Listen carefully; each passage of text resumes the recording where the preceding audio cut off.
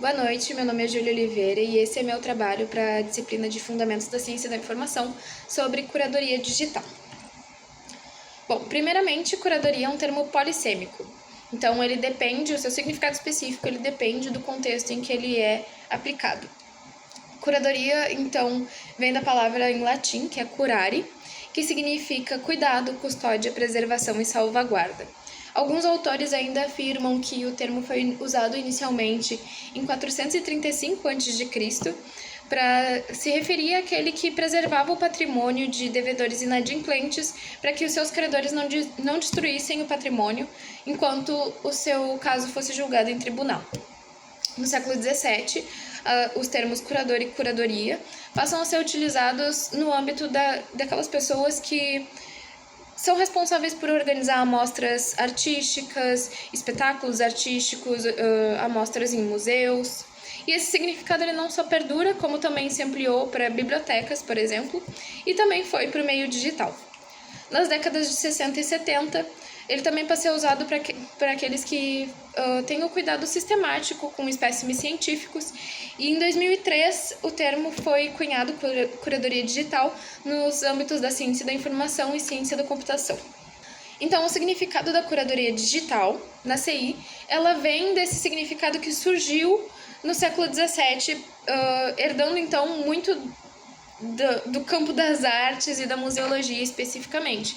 Então, hoje a curadoria digital é muito associada então com curadores de museus em meio digital e coleções digitais. E envolve então o cuidado com a seleção, filtrando o que vai compor a coleção ou o acervo e o cuidado com a própria gestão do acervo. A curadoria digital hoje, então, Cortella e Dimenstein mencionam em 2016, eles ainda nem tinham visto a IA generativa, quem dirá hoje, né?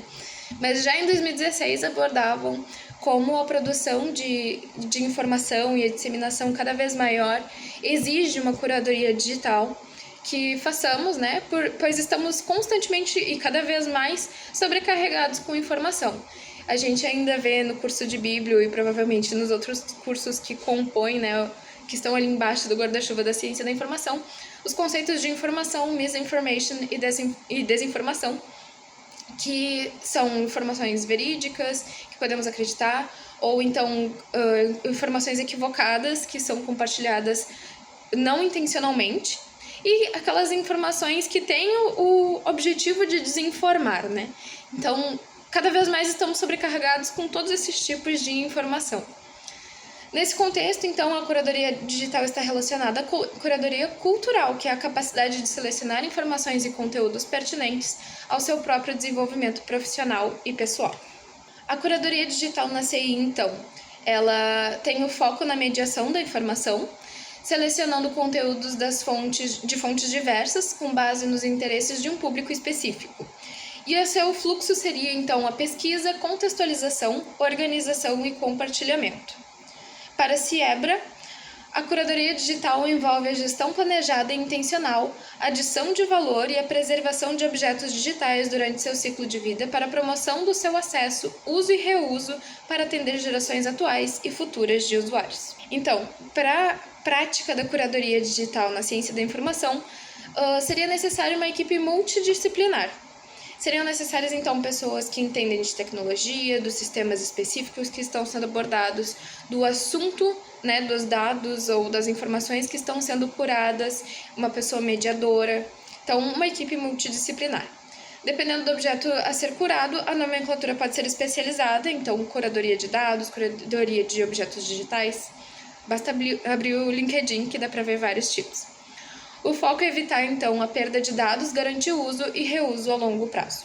Existem, então, alguns modelos de curadoria. Para trabalhar com curadoria digital, é necessária a implementação de uso de modelos de ciclo de vida, que podem ser adaptáveis conforme necessidade e possibilidades da organização.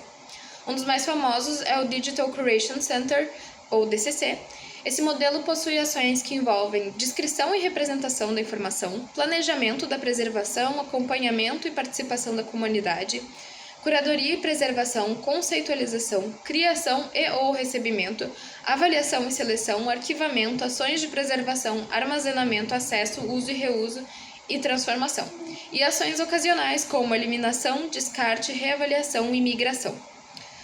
Existem outros modelos. Um muito famoso é o Data One Data Lifecycle, que possui 8 etapas, bem mais enxuto que o anterior. Planejar, coletar, garantir a qualidade dos dados, descrever os dados, preservar, descobrir dados úteis, integrar e analisar. E alguns outros modelos são o DDI Combined Lifecycle Model, UK Data Archive Data Lifecycle e o Digital Curation Process Model, ou DCU. Então, a curadoria digital ela exige um planejamento para a aplicabilidade desses modelos mencionados. Alguns elementos chaves para pensar o modelo que vai servir para você e como você vai adaptar ele se necessário. Você precisa ter em conta que os dados ou as bases de dados são o foco do seu modelo, vão ser o foco do seu modelo, e especificamente as características que esses dados e bases de dados a serem curados vão exigir. Então, você também precisa ter em mente que existem objetos digitais simples, por exemplo, documentos de texto, e objetos digitais complexos, como sites, por exemplo, que você tem várias camadas, digamos assim. As ações dos modelos de planejamento devem ser realizadas e reavaliadas de tempos em tempos. O planejamento deve levar em conta fatores como a infraestrutura, recursos humanos, ações de preservação, legislação, participação da comunidade, padrões a serem estabelecidos. Vai de contexto para contexto e tudo isso é muito importante, pois não adianta você fazer um planejamento que envolve um gasto grande de dinheiro se a sua instituição não tem esse orçamento ou que exige pessoas muito especializadas e as pessoas dessa equipe não dão conta dessa especialização e por aí vai. Por que a curadoria digital importa? Nós temos então um cenário que nós temos uma quantidade crescente de dados digitais, digitalizados ou nato digitais, produzidos por diversas facetas da humanidade, que seriam as ciências, as artes e as culturas, no geral. Nós temos então a fragilidade inerente aos objetos, inclusive da mídia digital, pois nada é para sempre. E nós temos o risco da obsolescência tecnológica. Então, quando a gente fala de uma fragilidade dos objetos, e nesse caso dos objetos digitais ou das mídias digitais, a gente fala de sites que deixam de existir, de links que deixam de funcionar, de softwares que não são mais compatíveis isso já entra na obsolescência, né? Softwares que não são mais compatíveis com os aparelhos que a gente tem hoje, aparelhos que a gente não tem mais e que são aqueles aparelhos que vão ler algumas mídias, por exemplo, disquetes, fitas cassetes. No caso da música, a gente tem rolos de cera, por exemplo, que é uma coisa muito antiga. Então, são tecnologias que são obsoletas e que a gente precisa estar fazendo uma constante migração ou pensando em outras saídas para ter essa mídia ainda, né? Senão esse conhecimento se perde. Viemos falando até aqui, então, de cenários e fragilidades, né? Mas vamos acrescentar mais uns pontos nesse sentido que conversam tanto em cenários e fragilidades. Então, nós temos uma variedade de formatos de tecnologias para manipular a informação digital, né? Então, a gente tem diversos tipos, por exemplo, se queremos uma planilha, dá para botar em diversos formatos, se queremos um texto, diversos formatos, uma imagem, diversos formatos. E a gente tem essa questão das diversas tecnologias, né, dos diversos aparelhos. E nós também temos uma variedade de perfis de usuários, produtores e consumidores de informação muito grande. Então, o curador digital, ele também vai pensar no público-alvo do acervo, certo? O acesso ele pode ser comprometido também por roubo, deterioração, acidentes com hardwares, desatualização de softwares, locais na internet que deixam de existir, vírus, desorganização, desastres naturais, sabotagem, entre outros.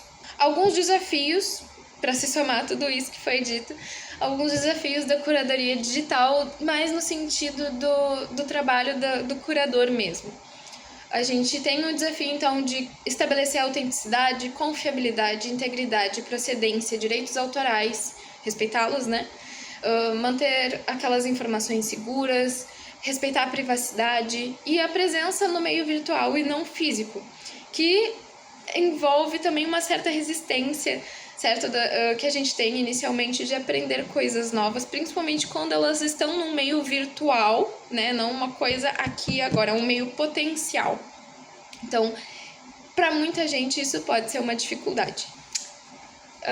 Estarei disponibilizando de alguma forma, pois publicar no YouTube é novo para mim.